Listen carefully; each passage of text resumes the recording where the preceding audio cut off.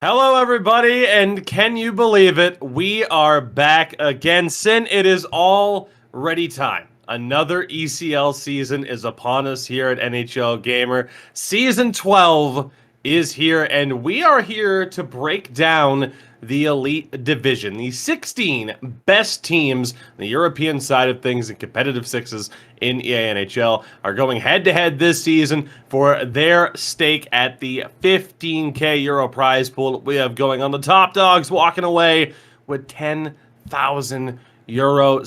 Again, it's hard to believe that we are already here and that a new season is here, but we have a ton to talk about today. Absolutely. I mean, things have really been heating up just in time for the summer season. I mean, some Twitter dramas, a lot of roster changes. I mean, it's a good way to break the ice or perhaps melt it, you could say in this case. But yeah, a lot of changes, a lot of interesting things going to happen, a lot of narratives popping up, and really, I can't wait to get this started. So with that, what we're going to present to you here today is the breakdown. Who our panel of experts, our anonymous panel of experts, think will finish, where these teams will finish, who will end up making the playoffs at the end of the season. Keep in mind, it's all in good fun. If you want to take it seriously, go ahead, feel free to do so. Maybe these teams will use it as motivation if we feel like, we're being slighted in this list. But at the end of the day, we're going to get down to business here. We're going in reverse order, revealing, of course, who we think might finish first at the end of the regular season. So we'll start off with team number 16. And it's not a team that we would have expected to be here at this stage. The predicted team, Rusty Blades, formerly Roots, who finished in a playoff spot last year, finishing in 7th. They lost to HAVU in round number 1. You get a look at the transfers here now. And this is the big reason as to why they are here, because not only did they see players leave, but it has also happened very, very recently. You have Santu, Dillinger, and Nordsman being added, but on the out, Satapoika, Fopa, Toflin, Nietzsche, and Visile. So we get a look at what the lineups are going to be this season, the presumed starting lineups. And up front, you do have Dillinger on the left, who, all things considered, not a bad addition. 40 points in a full season last year with Northern Ascendancy.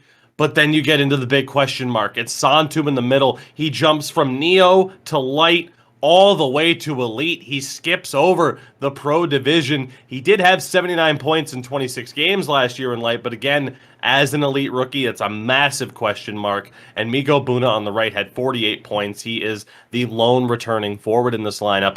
On defense, you have Nordsman on the left. He spent the last 2 seasons in Pro, 34 points in 30 games last year with rookie mistakes, but again, an Elite rookie. And the captain, Tansky, on the right, just 19 points in 30 games last year. In goal, we see a change as well. It's Kazu now the full-time starter. He did have a 79% save percentage in 16 games last year, but he is the main man now. For Rusty Blades, it's all about the X Factor. We have no idea where this team is going to finish because of these changes. What stands out to you? Yeah, I mean, I think first thing we have to mention is a lot of these teams at the bottom, they had to kind of go somewhere. And it might not be, hey, this team is going to finish dead last, but they're a team, as you said, with a lot of question marks. And a lot of those question marks are on the offensive side of things. As you mentioned, Migo Buna, the only one to be returning up front. 2 new additions, and one of them is a rookie. Really kind of tough way to be. And the second one here, making way. According to his profile here, Tansky does prefer to be on the left, but presumably, second season in a row, he'll move to the right, a move that can go either way. When you're talking about a player coming from their best position to the other side, I mean, some people may think it doesn't matter too much which side of the ice he play on, but it can play a huge role, especially if he's changing handedness. And when it comes back to it, all on him now. We talked about it a little bit. Kazu, the number 1 goalie, with Swag departing, he is the guy now, and it's hard to go from kind of being part of a duo to the full-time starter, so we're going to have to see how he handles it. But yeah, that's why they're kind of down here on this list, is there's so many question marks and so much, room for them to prove something. I got to say, I hope they do prove us wrong, but for right now, that's where they're ending up.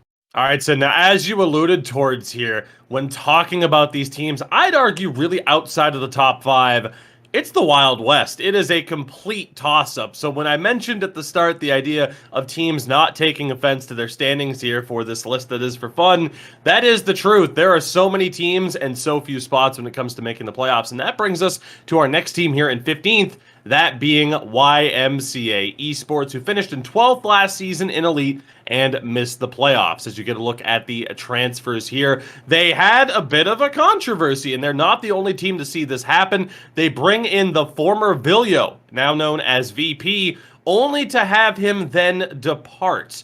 On top of that as well, they lose Wenger, Viltzup, and Ramzil, but they do bring in Nilanderi and Benna to replace those players here. So a decent amount of movement, and again, the controversial move of a player joining and then leaving before the season even starts. And that brings us to their presumed starting lineup here, and we'll start off with the forwards. On the left-hand side, we have the captain in JM. Of course, he had 42 points in a 30-game season last year. Now centered by Timothy, making the change with Mozja there. 44 points in 28 games for Timothy last year. 28 points, as you see there, from Mozja. A little bit of depth option as well from one Angel Kuru, who is in a depth role for the second year in a row due to military service. You get a look at the defenders there. Jamoy will be on the left. 15 points in 22 games last year, but at forward, he is dropping back to split games with a depth defenseman in Julius, who has availability issues. He ended up in 6 games last year.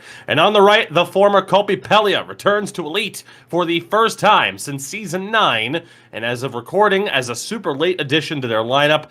In 2 preseason games, he had 1 registered point.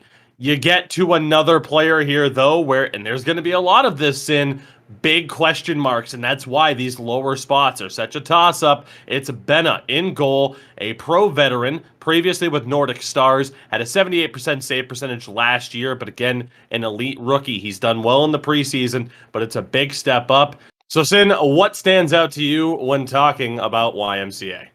I mean, you kind of hit the nail right on the head. That's preparation for me. They've gone through a lot of changes, and having to put someone into that roster spot so late into, before the season starts. I mean, very little preparation, and that's really what it comes down to when we get into these 3 keys right here. Now, the first one is a bit of a positive one here. They do have chemistry. That forward core is remaining the same, and after kind of a rough offseason for a lot of other teams in that regard, it could be an absolutely huge advantage moving forward. But on the back end, that's where all the uncertainty is. An entirely different back end. It's that sudden departure of Viljo. They've really had to scramble to fill that role, and not a lot of time to practice, not a lot of time to get that chemistry going. So again, a lot of question marks, and no pressure back there, Mr. Goaltender. Benna, you're taking over as an elite rookie into one of the tough division in Europe, and you're the only goalie on the team. No one really to kind of get subbed out into, so if he thrives on pressure, now's the time to prove it here in this season.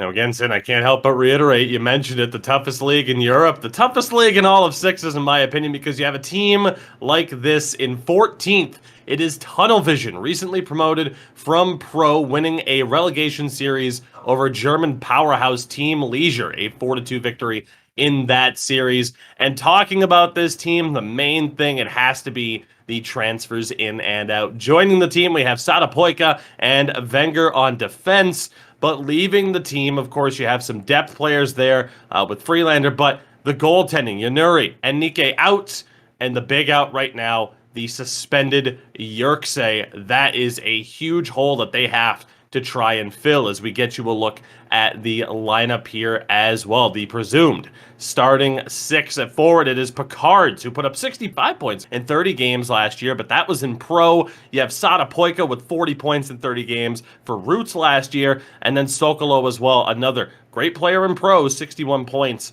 in a full season, but you can see the inexperience that happens to be there, at least in terms of having that time in Elite last year. They do have depth as well, but only a lone utility man in Nickmees, I do believe. On defense, you have Tombu on the left, also coming up from Pro last year, 35 points in 30 games for him. Wenger, of course, the new addition on defense, was with YMCA last year. And in goal, it is the captain of the team, and Holtzy last appeared in Elite in Season 7 with Gotham Knights. Had just 10 games played in Pro last year, but put up an 84% save percentage. Sin, when talking about this team, again, You have the roster turnover as a pretty big factor into what's going on. You have some, I'm going to say, lesser experienced players as well. What stands out for you when we talk about tunnel vision?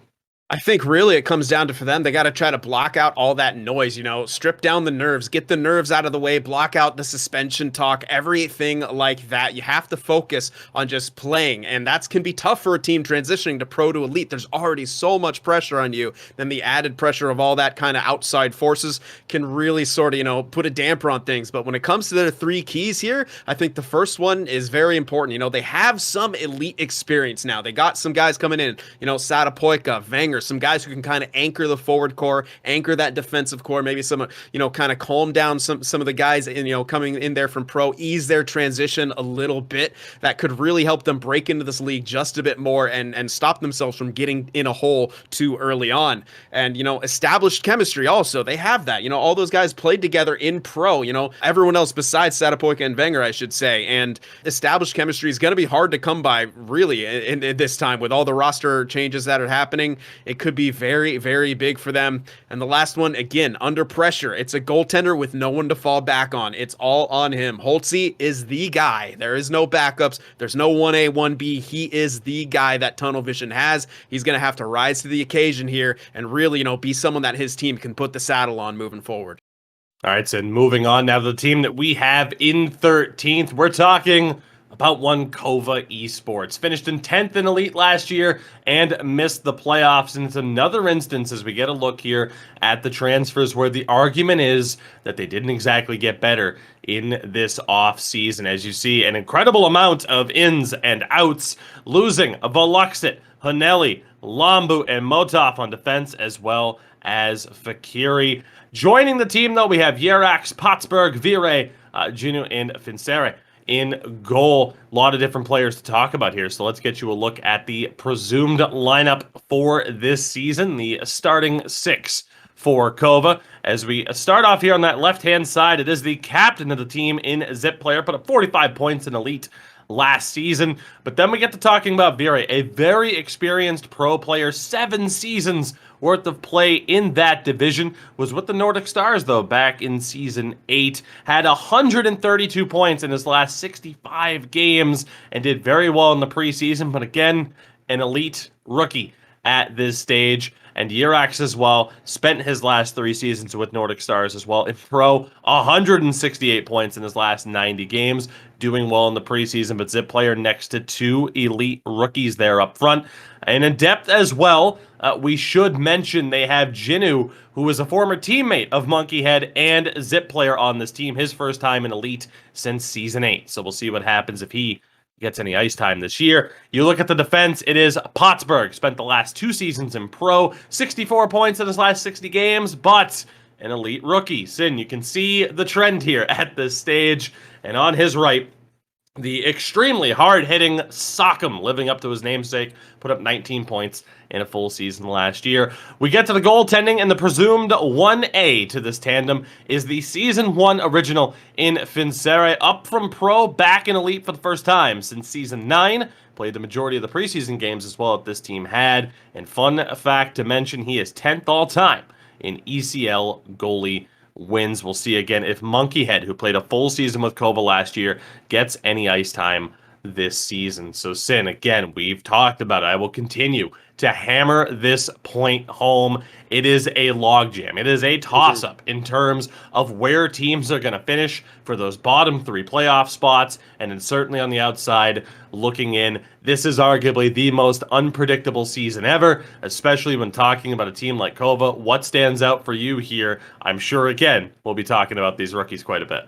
Absolutely, and for them, it's really about translating some of that success that you had in that lower division into this higher division. I mean, you can score all you want in that lower division, but if you can't make that, into some sort of production at this higher level, then your team simply isn't going to go too far. And that brings us to the keys for this team. That first one here is the Nordic duo. The pressure is on the rookies, as you mentioned, to say the least. And, you know, Kova, for better or worse, has been known for a lot of roster turnovers. Zip player, a guy who really knows what he likes, is not afraid to make the changes necessary to put those guys into the lineup. Can that former Nordic duo take on this task and push Kova into one of those playoff spots? Maybe at the bottom, but once you're in, anything can happen. And that's the next point here. Big shoes to fill.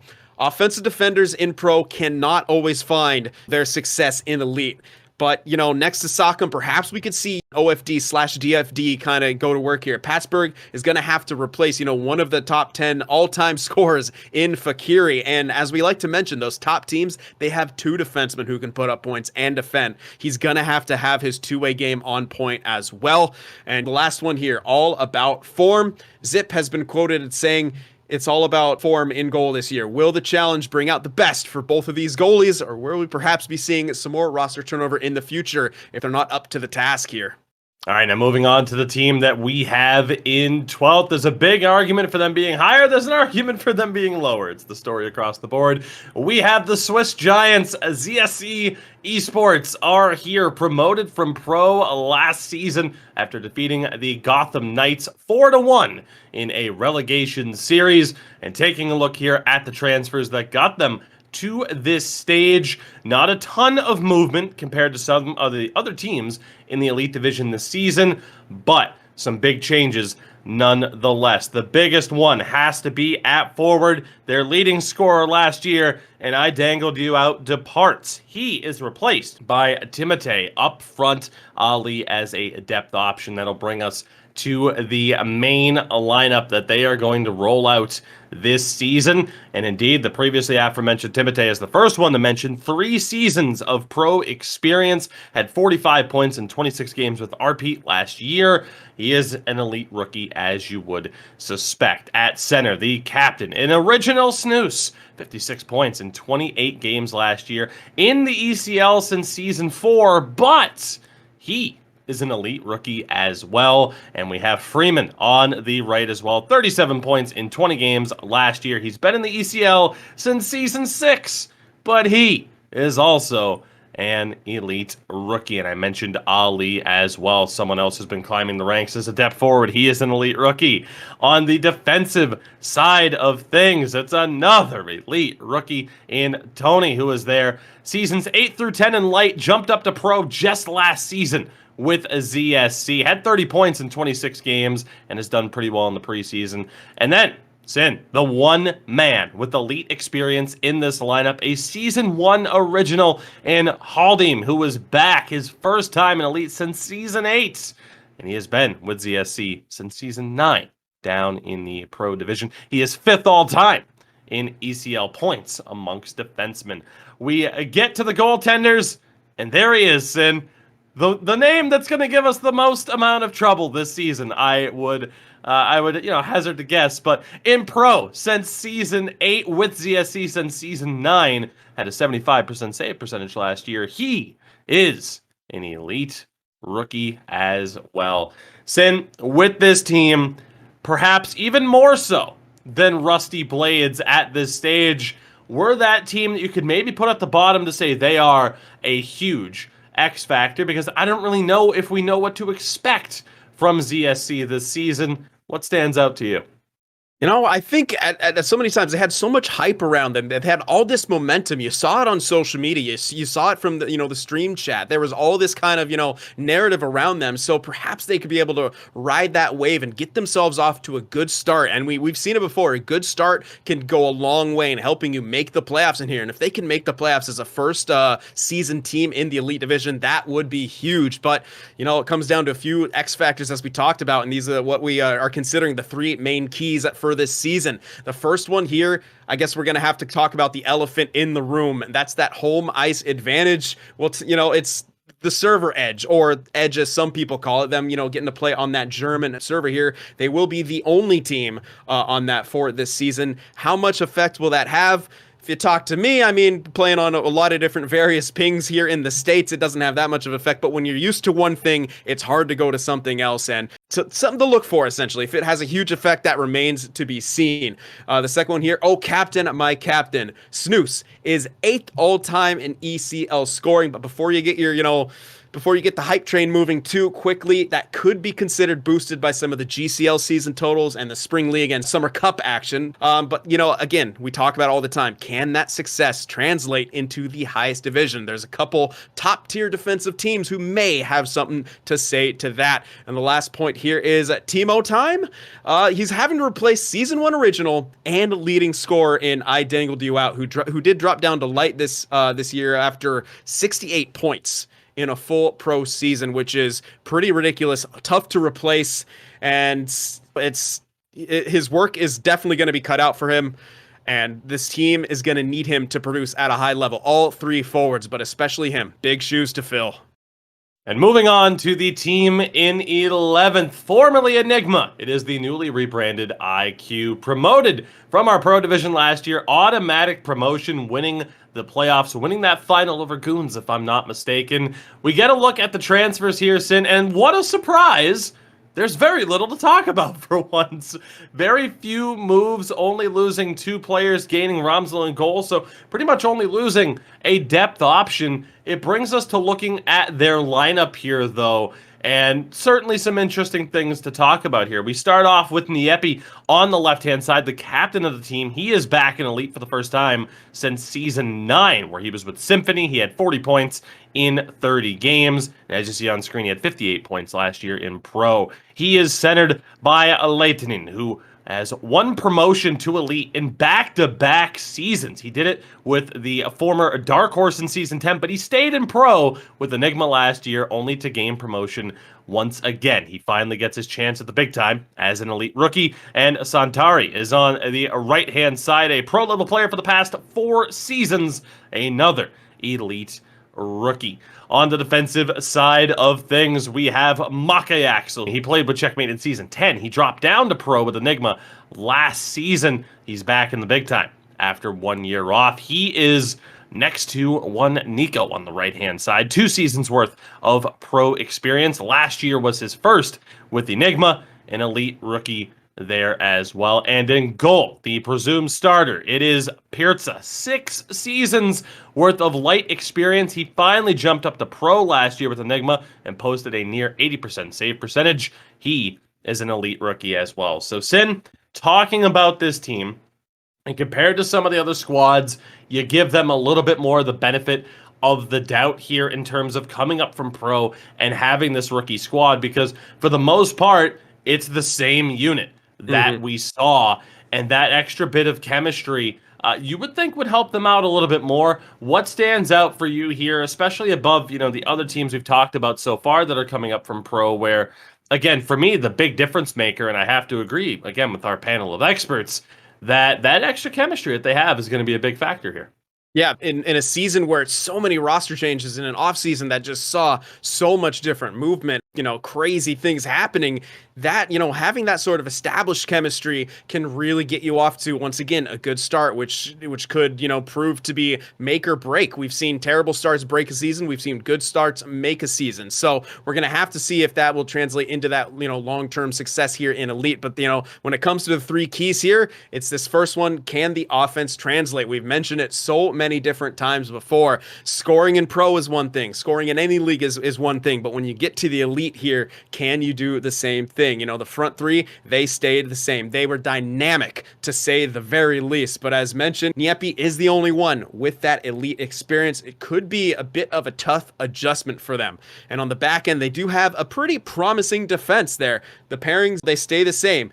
Makayaxel, he knows what it takes in Elite. So Nico, more of the X factor here. But one thing I don't see when we're looking at the points of them, neither one of them seems to be one of those breakout offensive threats. And to compete in this league, you're going to need at least one on your back end to be able to put up some points, if not both of them. And if one of them can be a huge difference maker back there offensively, that'll, throw a lot of the other team's defensemen for a loop. And the last point here, Pirza Place. You'll find him in the blue paint the majority of this season. Bit of a, some of it due to scheduling limitations from Ramsey, but it's time to see if his climb from division to division has finally paid off and he's ready for some success here at the Elite Division.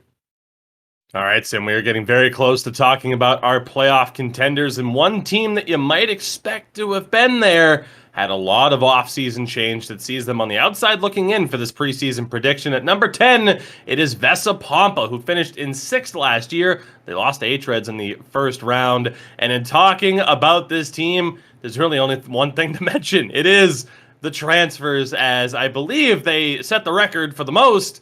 As essentially what we're seeing here is this squad having a complete overhaul with the exception of Ekin, who stays. Ekin has essentially brought on the entirety of the Växjö Lakers lineup in the Pro Division last season. Too many transfers to name at this stage, so we'll just go ahead and cut to the lineup and what we're looking at here for this upcoming season. On the left-hand side, you have Kachin back in the Elite Division. Had 74 points last year in Pro, as you can see. He was Elite Depth in Season 7 and 8.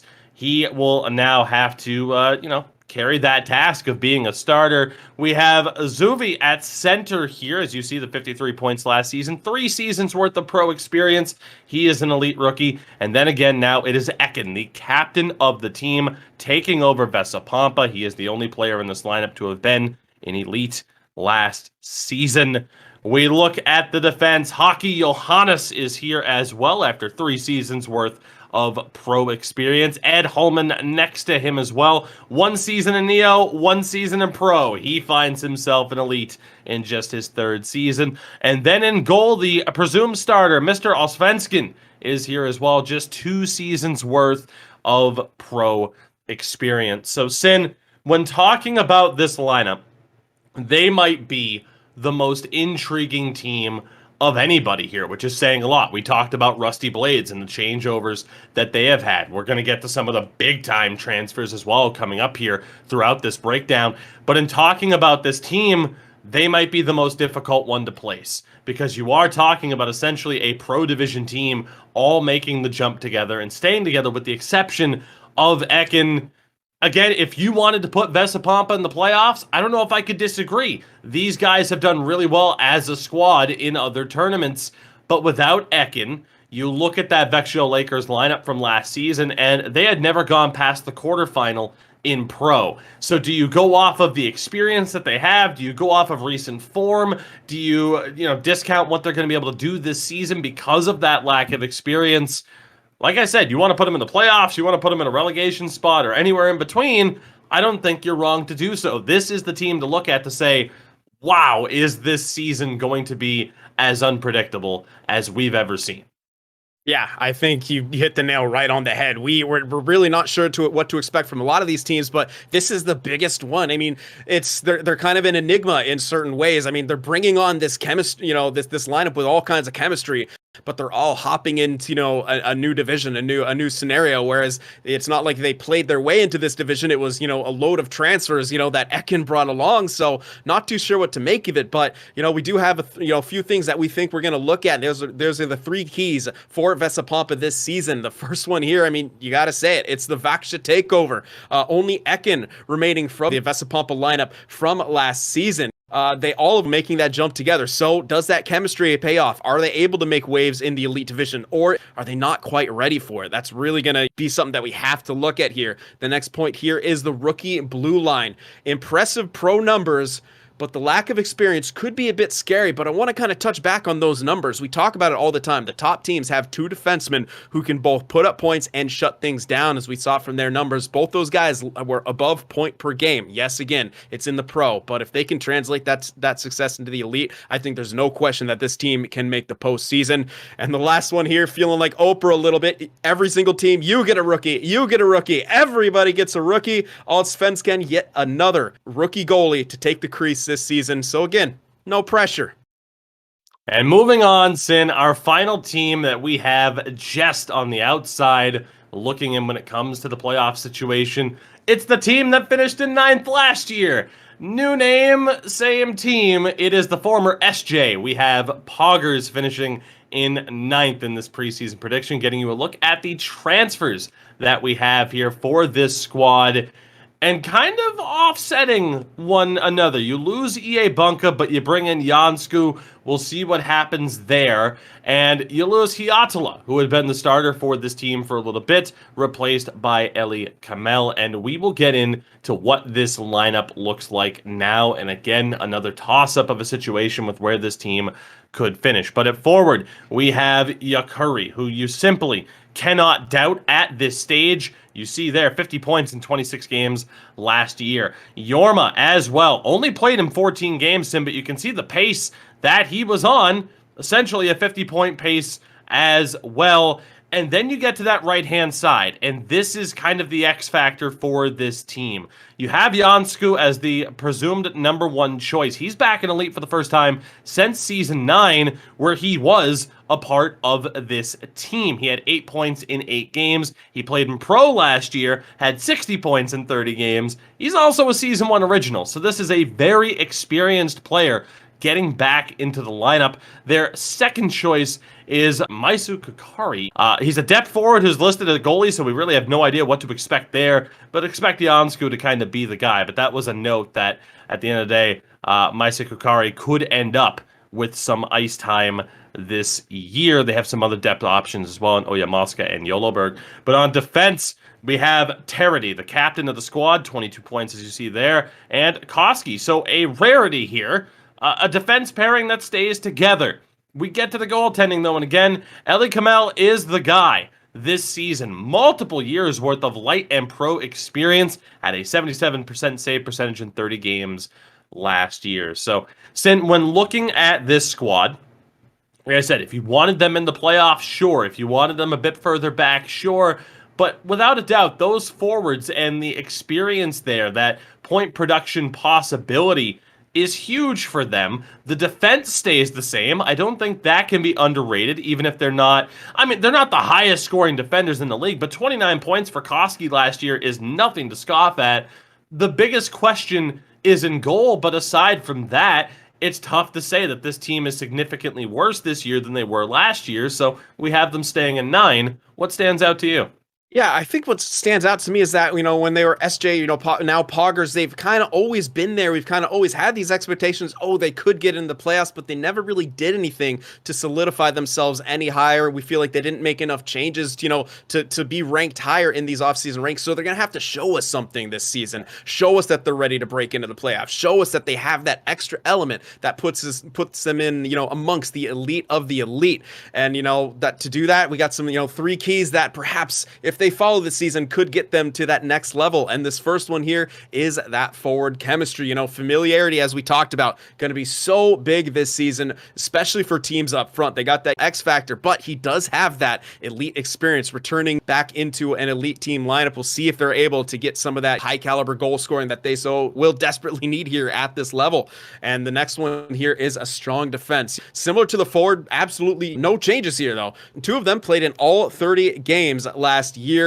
And, as we talked about so many times, an unproven netminder, so he's going to have to rely a lot on that defensive pairing. They're going to have to really anchor for him back there. Elliot Camel is what will likely make or break this year. That's just what it comes down to. You're going to need a goaltender who can at least give you a chance to win every single game. We'll see if he's got what it takes here in this coming season.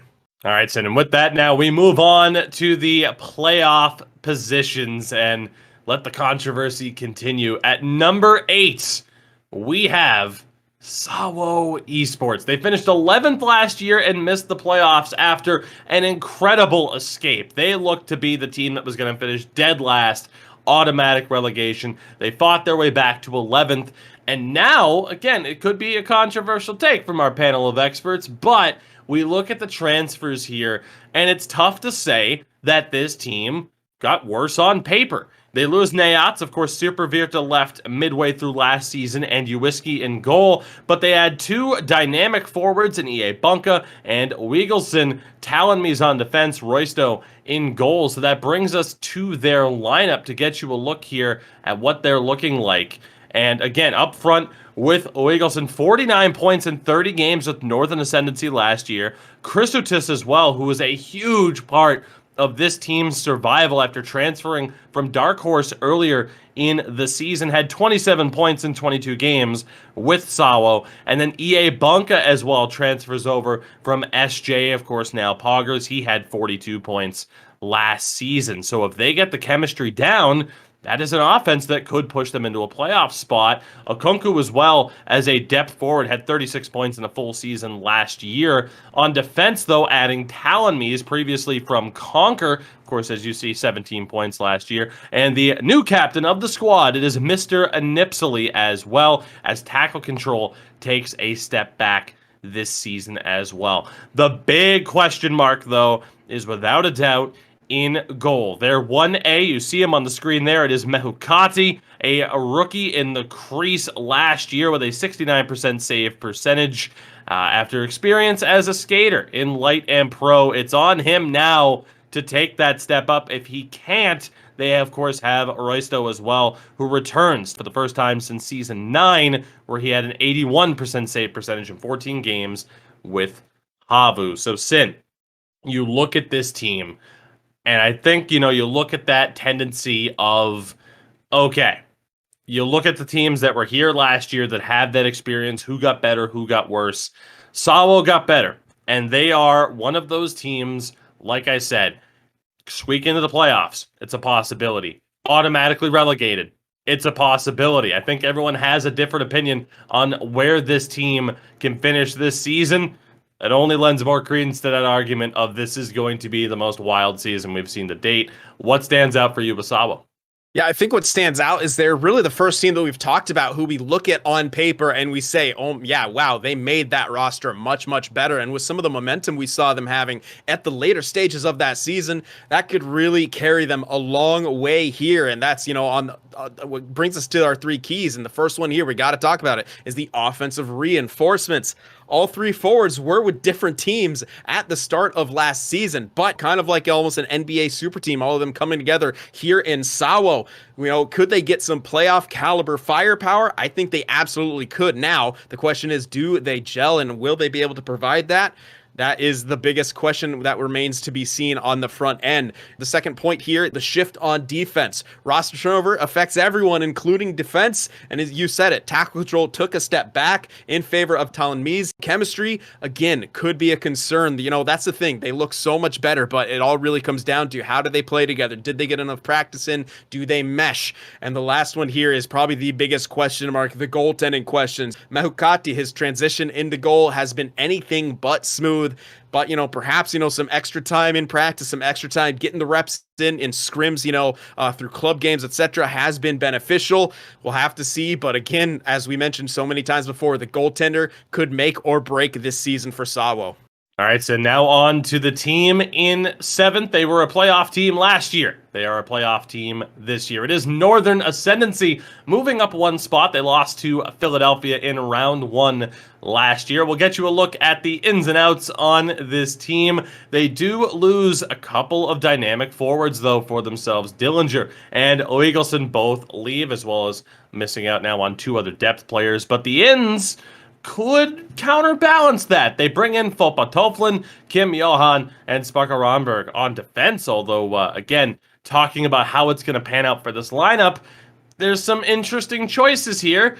Let's take a look at the Lions, because it might not be exactly what you expect. We'll start off on the left-hand side as Martindale, the captain, moves over from center. He, of course, had 40 points last year. Teahola, who was a depth player last year and never suited up, is back in the lineup, had 23 points in 28 games back in Season 10. And then on the right-hand side, again, it's a complete toss-up, but Tukelia, a second-year elite player, is going to get the spot up front.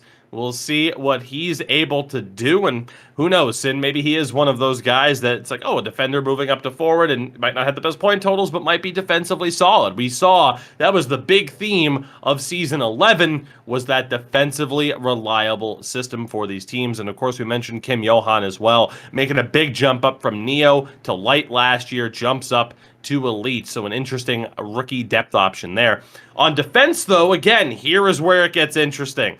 Fopa Toflin, known as a forward last year, 53 points in a season with Roots, joins the club and switches to defense, and apparently it was his choice. He wanted to drop back and play defense. Tunkelia wanted to step up. So as we say in the business, that's a bold strategy, Cotton. We'll see how it pays off. And on that right-hand side, again, Sparker Romberg is there, a second-year Elite player, jumping from Vesa Pompa, where he had 3 points in 8 games last year. Totali, normally there on the blue line, he switches to a depth role. And that brings us to the goaltender. It is Supreeks. And as you can tell there by the stats, he was their main man last year, and he will be again. So, Sin, you look at this team. Maybe it's unfair to say that they got better. I don't know where they're going to finish here, because I look at this team and you see the potential. Maybe they are, rated a little bit too highly. That's kind of my initial reaction here as we go over this another time. But are they significantly worse? I have no idea. It's another team that could make the playoffs. It's another team that could find themselves fighting for their elite survival.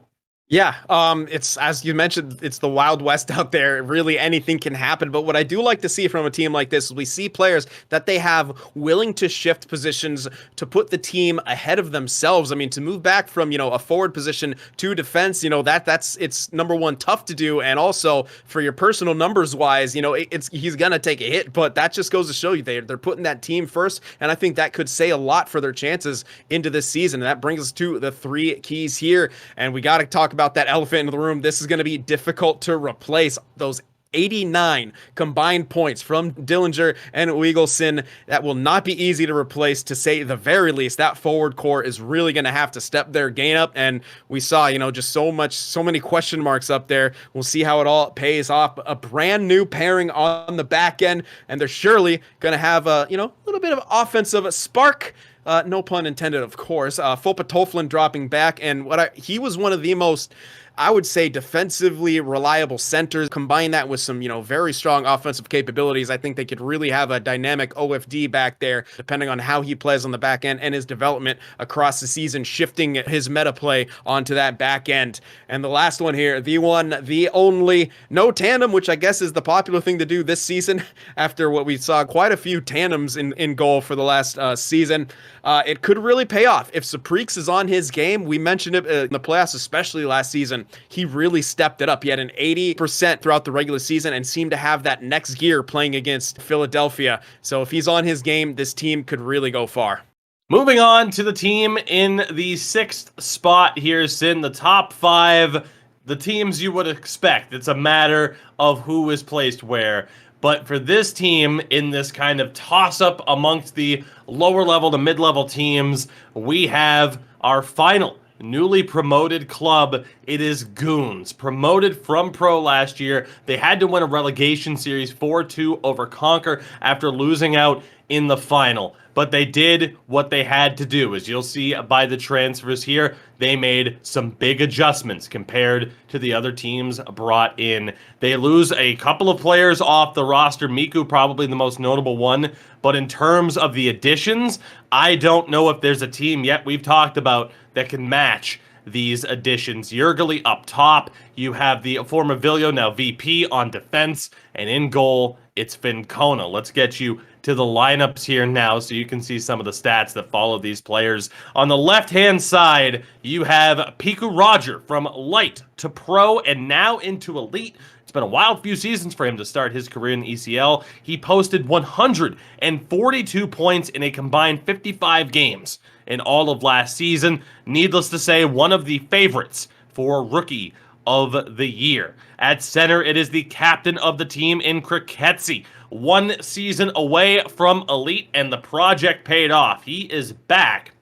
It was surprising at the time to see him drop down. He had 65 points in 30 games back in Season 10 with JYP Jyväskylä, but again, that move paid off. As you see, had 69 points last year, and the captain now back in Elite. And on that right-hand side, it is now Jürgeli making the jump from Vesa Pompa, where he had those 40 points last year. He's been fantastic as well in the preseason with his new club, had 53 points in 22 games. So that seems like a very dynamic front three. And of course, as depth, they also have Keskitalo, another Elite veteran, formerly with SJ. So Cyn, he lit up pro to say the least as well. A combined 137 points in 57 games last year. So no matter who they run up front, it looks like they're going to be able to run up the score. And then you get to the defense, and this is another big question mark because you have these two rookies in Piku Roger and Viba in the lineup. But the talent level here seemingly might put them a step above because of the insulation they have around them. Viba, again, the 2008. The kid's 13 years old. He's been involved with the ECL since Season 6. He went from light to pro last year and wasn't out of place. Had a hat trick in the playoffs, lest we forget, and 59 points in 57 games throughout the regular season and the playoffs. He is, of course, an Elite rookie, and he is next to one VP, who's been in the Elite division since Season 6. He replaces Miku here after posting 16 points last season with Dark Horse. And then, as if those additions weren't enough to bolster this lineup, they bring in Fincona, who might be the most underrated, under-the-radar pickup, overshadowed by the big five that we have now. Fincona moves over after 2 seasons with HREDS, had a 78% save percentage last season. Cyn, he is the winningest goaltender in ECL history. They also have an Elite veteran and Santari Christian back in Elite for the first time since Season 8. Cyn, there is a reason why when you look at this team and you look at the additions that they were able to make heading into this season, that we have them in this spot. I cannot disagree with said panel of experts. Out of all those promoted teams, out of those, middle of the road, borderline, trying to push for the playoff spots, I think it's more than justified to have Goons here in a playoff spot right now. Again, even with those rookies and some of that inexperience, I think it would be surprising if they don't find themselves into the Final 8. Absolutely. I mean, it's you got to think of it, in terms of real life. There's that, that young upstart team who adds some of that experience, to their edges to really fill out the roster and gets themselves, an elite goaltender on the back end. I mean, all the ingredients are there for them to make the playoffs. It's just all about putting them together and getting it going from the get-go. And that brings us to the 3 keys for their success this season. The first one here is that offensive depth. 3 out of 4 with Elite experience and a promising rookie, to say the least, in Piku Raja, who is an incredibly dynamic player on that wing. Things could always go poorly, of course, but it's tough to kind of imagine that being the case with Goons with the way we've seen him play. The transition from Pro to Elite is difficult, but with the talent level that they have and the work ethic, I definitely think they could do it. The second point here, the young prodigy.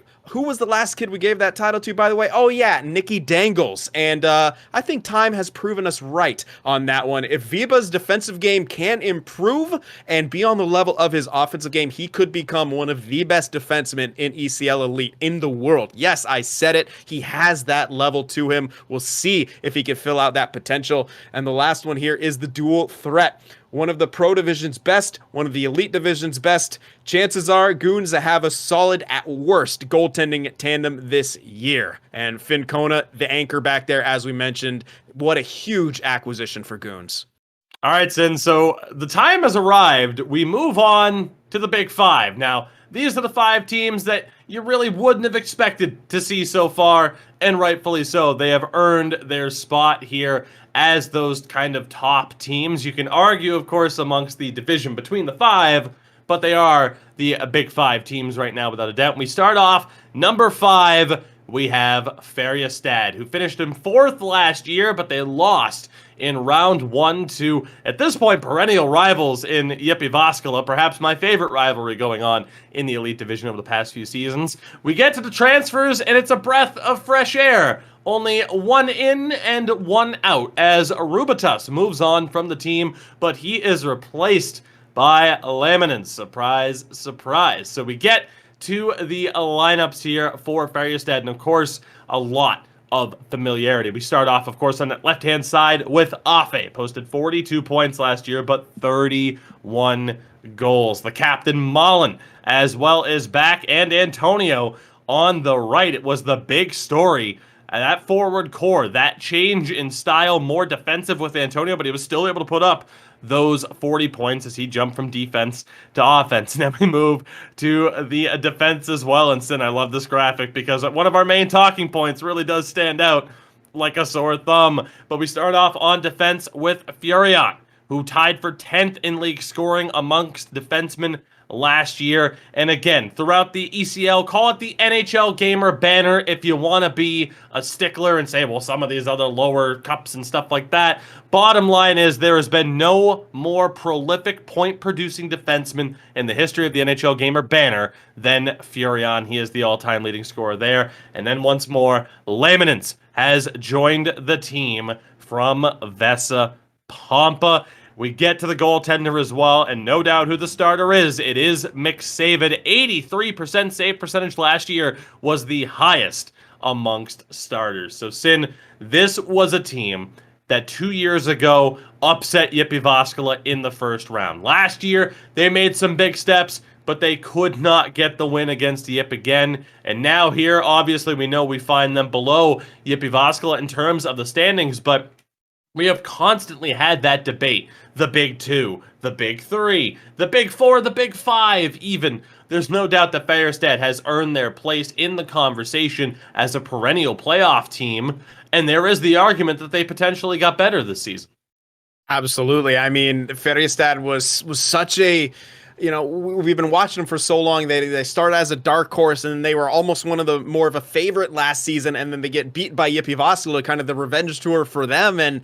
But I really like this team. I love how they play. They keep adding new elements to their game, and I can't wait to see what sort of element that they add in this next season. That brings us to the 3 keys to success for them here in this season. The first one is the offensive chemistry. You know, Antonio up top, more defensive style did pay off, and he also had that offensive side to him as well. Although it kind of tapered off a bit in the playoffs, I think, you know, some of the nerves are out of the way. He's got his first taste of the playoffs on the forward end. I think he has a much better showing this next season. The second point here, surprise, surprise, Laminen joins his former partner Antonio, and instead of playing defense together, they'll be on the right side together. So I think some of that chemistry will help on the breakouts, and I'm excited to see just what they have in store for us. Perhaps we're going to see slap passes from everywhere this time instead of just trying to feed Afe. Perhaps Antonio will be rushing up to grab some of those as well. And the last point here, still the best. He wasn't voted as the top goalie, but we all know he's determined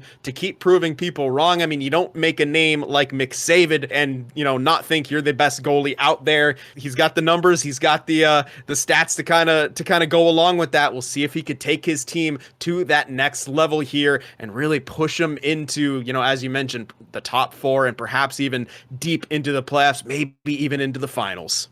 Sin, moving on, the team ahead of them is probably going to stick in the craw of one Färjestad, but they earned this spot off of what they did in the playoffs. We have at 4, it's JYP Jyväskylä. They finished 5th last year, as we talked about, but they lost in the semifinal to Philadelphia. Let's talk about the moves, though, that they made this offseason. And you talk about one of those type of moves. We see it again here. Teemu joins only to also depart in the same window. They lose Domi on defense, which we thought might happen last season. He stuck around only to leave now. He is replaced by Sile. And then Vatu was second, I believe, in voting for Rookie of the Year last year, but he is out. And Yoki, of all people, is in. Let's get to the lineups here so you can see the stats, because, again, this is a mammoth move from JYP Jyväskylä. Yoki, 78 points in a full season last year. He was last year's leading scorer in the Elite Division. He is 7th all-time in points from NHL Gamer. Just an incredible pickup from HREDS here to get him on JYP Jyväskylä, to get this team really back on track, because you think a couple years ago, and then they made the changes last year, and we're like, man, what are they doing? They still made the playoffs, and now This looks like a dynamite lineup. They have Auntie at center, 10th in points last year, and the captain, Indy, as well, was just off of that pace. On defense, we mentioned him. Sele has arrived from Roots last year. He was tied for 5th amongst defenders in scoring, and Omari as well. Same point total, was tied for 5th, and under the NHL Gamer umbrella, he is 4th all-time in scoring for defense. We look at the goaltenders as well, and it's the same tandem that we saw last year. Sandro is the starter, 82% save percentage in 16 games. Teme behind him had an 84% in 14 games.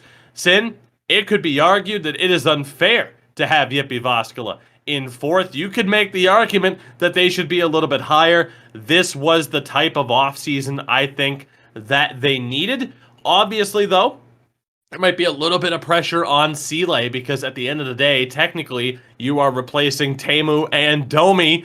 We'll see what happens, though. It's not as if Sele is a slouch defensively. As we said, top 5 in scoring last year. I'm really intrigued to see how this team clicks. I think they're right back on track to being considered a part of the big 3, big 4, if they weren't already.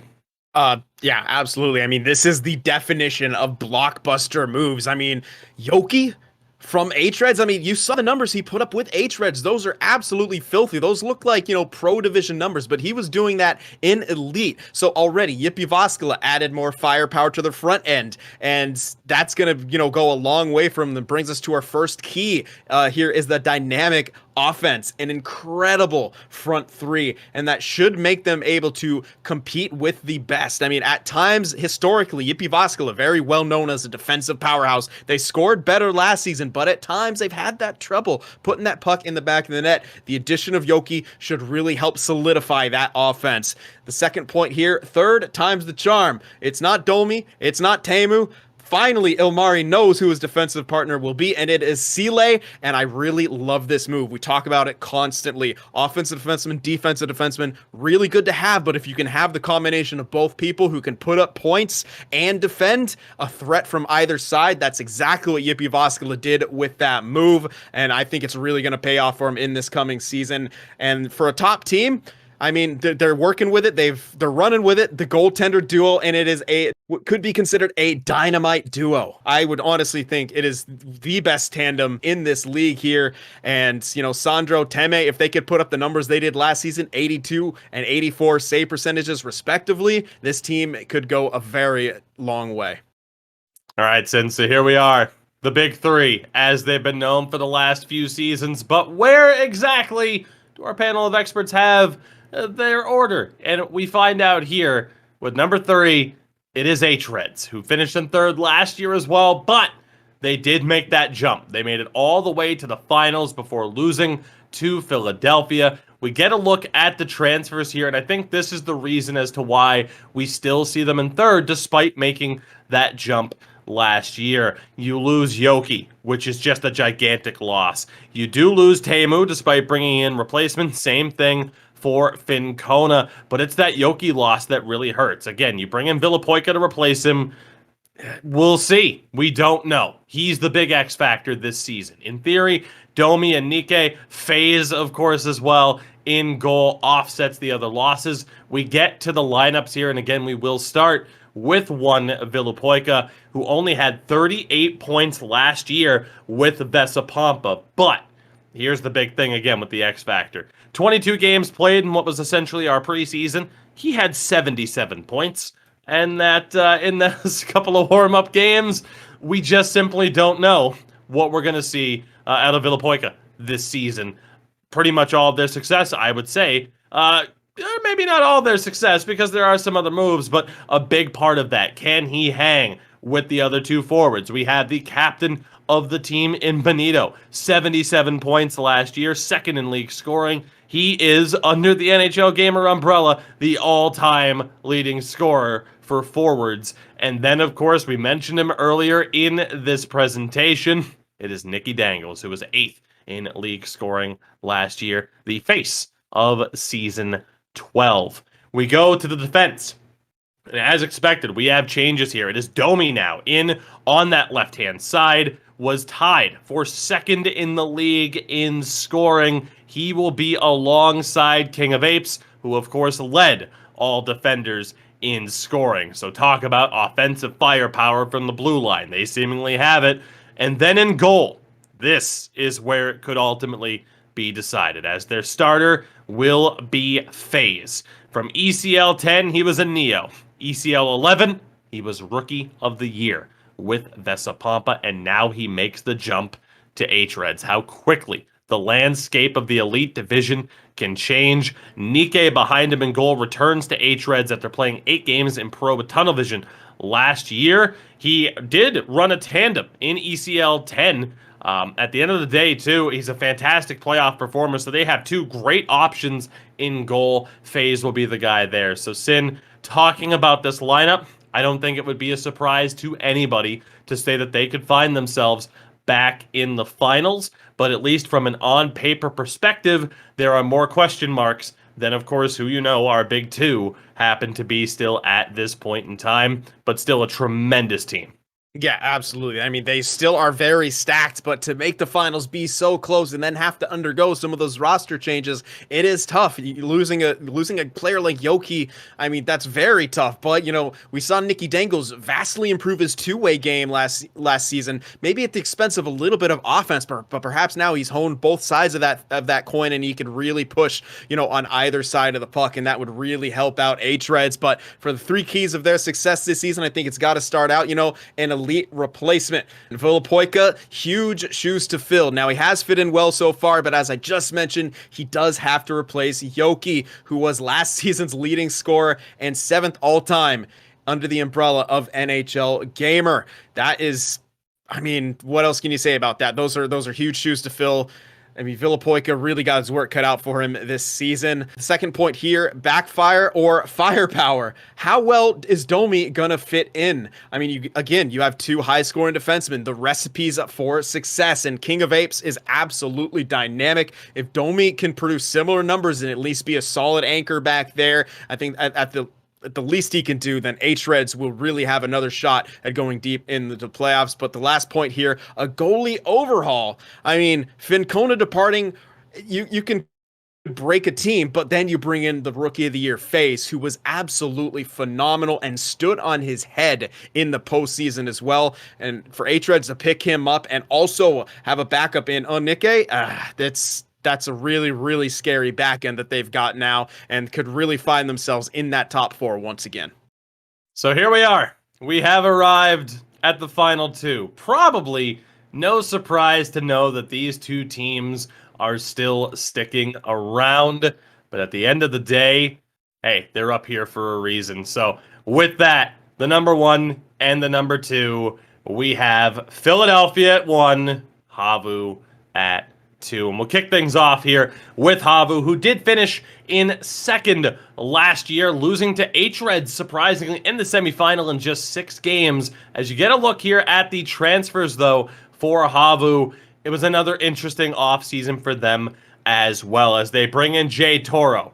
But that is in the aftermath of thinking that they had Domi. He ultimately departs less than a month later. So they make that move to get Jay Toro. They also bring in Huneli as well. Let's get a look at the lineup here for this upcoming season. And again, another change that perhaps was expected, but could ultimately pay off for HAVU here. That is Pawanso, returning to the lineup after sitting out last year, 54 points in 28 games in Season 10. He, of course, is centered by one Dominointi at 67 points, which was up from the year prior. Most goals for him in a season since Season 4. And, of course, under the NHL Gamer umbrella, 6th all-time in scoring for forwards. And then, of course, the captain of the team. It is one Flyer Kungan, who also improved his point total from the year prior. He was 3rd in the league in scoring, 2nd all-time in NHL Gamer history, had 29 points in 16 playoff games en route to the title in Season 10. but just 12 points in 10 games last year. So Sin mentioned some players' playoff performance not quite factoring or not quite living up to what you would expect based on, factoring in their regular season performance. And that was one spot where HAVU struggled. Their offense couldn't stay consistent, and I think that's why we see Powanso back in the lineup and Huneli being added in as a depth player as well. He returned last year for the first time since Season 5. He put up 51 points with Kova, so a Season 1 original as a depth forward, that certainly helps a lot, and maybe goes to show that they don't quite know what to expect out of Powanso, even though he is, of course, an incredible offensive option. And then you get to the defense. On that left-hand side, it will be Jay Toro, back with his former club for the first time since Season 7, returning after a very successful campaign with Villa. He had 25 points last year. He is third all-time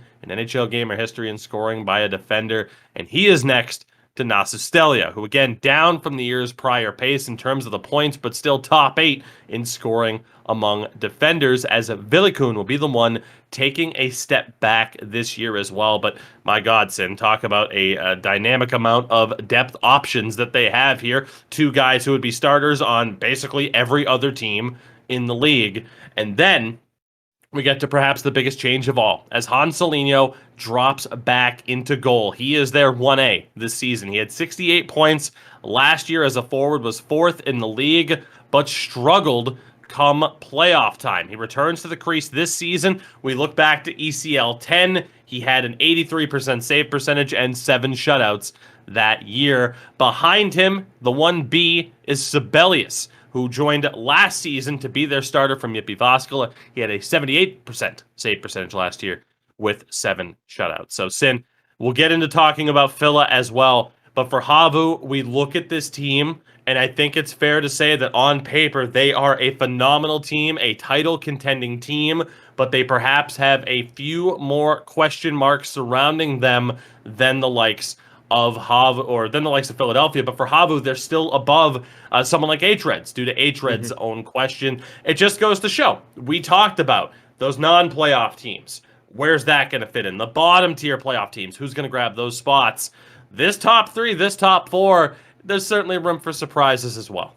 Yeah, absolutely. But what HAVU did, they got eliminated much sooner than they wanted to last season. So now what we see them doing is kind of going back to the well in a lot of ways. Powanso in, they're bringing Jay Toro back, who was on their their team seasons and seasons ago. Hanselinho goes back in the net. So sometimes when you face some struggles, you go back to familiarity, and I think that's what we're seeing here with HAVU. Now the question remains: does that pay off in this coming season? We'll have to see. But the 3 keys for them for success has got to be, the first one here. We talked about it a little bit. We alluded to it. The return. Powanso is back in the fold. Is he the missing piece that HAVU need to really get to the extra level after he took a step back? It remains to be seen. We'll see if he can really add that dynamic level to that offense. The second point here is the running of the bull, Jay Toro, from Philadelphia to HAVU. He's back again, and the expectation is that he does fit in perfectly. He has experience playing with every single HAVU player, except for his current defensive partner. That could maybe factor in, but you got to think a team like HAVU are getting plenty of reps in to make sure that chemistry is good. How they ended last season has left a sour taste in their mouth. And the third and final key here is elite tandem. And I do mean elite tandem. Both of these goaltenders can be considered elite. Hanselinho, Sibelius, it'd be a crime to call any of them a starter. They're a 1A, 1B, and it's even hard to call them both that. They are both incredible goaltenders, and really, HAVU have both of these guys to lean on. That's going to be very, very strong for them moving forward. So, Sin, with that, here we are, top of the mountain, and it is our defending champions in Philadelphia. You can make some arguments in regards to whether or not they should be given the benefit of the doubt as still being the kings of this elite division, but ultimately, we do see them here in the top spot. We'll get you a look at the transfers to start things off, as, again, on the outs are Jay Toro and Apollos Control as well in goal, but they are more than covered for them, as they do get that addition in Teemu on defense, Thunborg as their backup goaltender, and Makasi as well as a depth forward. So let's give you a look at the lineup here. And I think the reason as to why we see them in that top spot, it simply has to be the front three not changing. That is the advantage that they have over HAVU, over HREDS, over JYP Jyväskylä. That chemistry between these front three cannot be overlooked. You have Playmaker, 7th in league scoring last year, 4th all-time in NHL gamer history. You have the captain Potzlov, who was 9th in league scoring. He's 9th all-time under the NHL gamer banner. And then Eki, of course, as well, who was 5th in league scoring, who also led playoff scoring and is 3rd all-time in NHL gamer history. And for depth as well, again, this can't be overlooked. Mikasi is here. He's a Season 1 original. He played on Carlsberg back in the day and was teammates with Loimu, with Playmaker, with Potzlov. So at the end of the day, this is someone who's ready to go. He played with the Phila Academy in the preseason, had 60 points in 12 games. This is someone who can step into the lineup if need be. On defense, again, Teemu is now here. 32 points with HREDS last year, was 2nd in league scoring. Of course, we already talked about it as well. Transferred to JYP before landing here with Phila. They, of course, also still have Loimu, who was 6th in the league last year in scoring for defensemen and is 2nd all-time in NHL gamer history. And then, of course, their starting goaltender. It is Kape. Still an incredible record-setting 12 shutouts last year, the all-time single-season record. He was also named playoff MVP by his teammates. He is 4th all-time in goalie wins in NHL gamer history, 2nd all-time in shutouts with 73. He is 2 behind RPH, who finds himself in pro this season. I think more than likely we could see Kape claim the all-time crown there as well. And of course, I mentioned him, Toomborg, now the backup as well, jumping over from Vesa Pompa. Very strong numbers for him as well. So, Sin, it's not difficult to see why Philadelphia are being, are being put where they are and why the expectations are still so high. Will they finish first again? Who's to say? It could very well happen, especially with their ability to adapt, which is what we've seen in the past. What stands out for you with our defending champions? I think, what stands out and what could be really the only X factor that I would put into play is this is the first roster change they've had since we've started covering them. Yeah. So that's, multiple season, multiple years at this point. And, we'll see what kind of effect will that have. I mean, they're all professionals. We know that, but sometimes it's a little thing that could kind of, make that, kind of sudden shift to the mentality or something. And we'll see how they get, right off the gates. But the 3 keys for success, we got to break it down here for Philadelphia here. The first one is Teemu. I mean, we just talked about it a little bit. He's the new blood here. The first new player in Philadelphia in quite some time. How is he going to fit into this roster after what can only be described for everyone here as a tumultuous offseason remains to be seen. The second point here, of course, we got to come back to it, is the champions mentality. If any team can stay focused to win through all of this that we talked about, it is Philadelphia. They are mental giants in this league. We've talked about it on broadcast. We talk about it in analysis. We're talking about it again now. It cannot be overstated. A mental game is so important here at this level, and Philadelphia has one of the strongest. And the third and final point here is style. I'm kind of interested to see what kind of style they come out with. The season prior to the last one, we saw Playmaker have an incredible goal and point total, and then the last season he stepped back, but Philadelphia also had the best defense in the league that led to them being crowned the champions once again. So we'll see if they go with that defensive style, if they open it up a little bit more on the offensive side of things. Remains to be seen, but one thing you can be certain of, I don't think this team is going anywhere out of that top 3.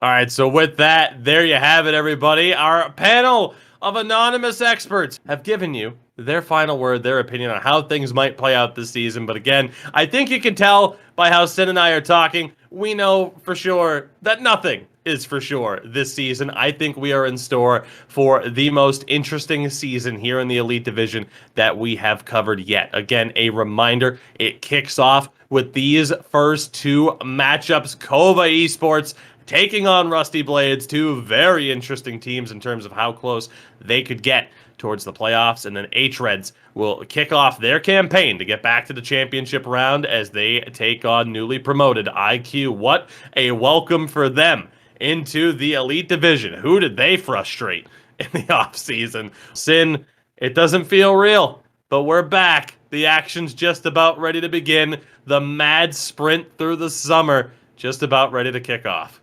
Yeah, it won't feel real till we're in that booth covering our first game, but right when we get onto it, it's like riding a bike. I cannot wait for the puck to drop, and I'm sure the viewers out there can't wait as well. Let's get right into it, baby. Oh, this is going to be good. We will see you all very, very soon. A friendly reminder as well, if you want a different take on what might happen this season, NHLGamer.com. We have an article up from our very own Yaha, who gave his opinion on how he thinks things might pan out. Some drastically different opinions from him. With that, again, we thank you very much for joining us here with this presentation. Of course, you already know it's NHLGamer.com for all the information that you need, as we will be here all season long to see who walks away with the lion's share of our 15K Euro prize pool. ECL Season 12 is here.